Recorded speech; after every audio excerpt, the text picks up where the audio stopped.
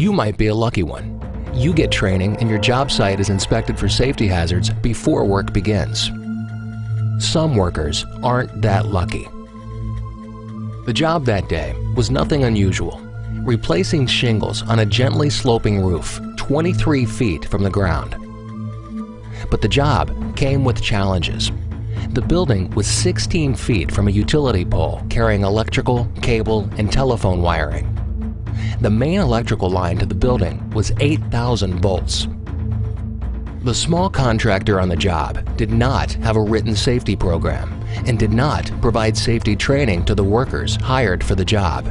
But he did get a ladder hoist to lift shingles to the roof. The 32-foot ladder with the hoist had a sticker, "Warning, watch for wires. Aluminum conducts electricity." The contractor hired a 23-year-old immigrant from Eastern Europe and 2 others. All 3 had worked as roofers and all spoke English. At 8:15 on a summer morning, the grass was still wet with dew when the contractor dropped off the materials, then left. And the workers began setting up the hoist. One worker began to walk the ladder up while the others footed it. Just as the ladder was nearly vertical, the 2 co-workers slipped on the damp grass. The tall ladder fell sideways and hit the overhead power line. The victim was electrocuted immediately. The others were severely shocked, which rendered them unconscious. The force of the current threw them to the ground. Once the 2 regained consciousness, they saw what had happened and one called for help, but it was too late. The ambulance delivered the victim to the hospital where he was pronounced dead.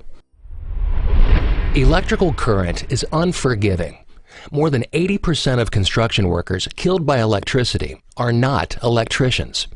This death could have been prevented.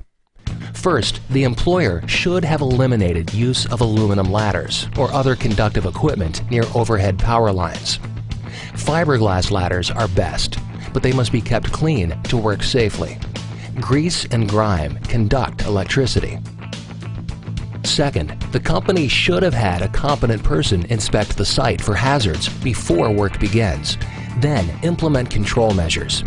On this site, the company could have called the electric company to shield the lines or turn off the power.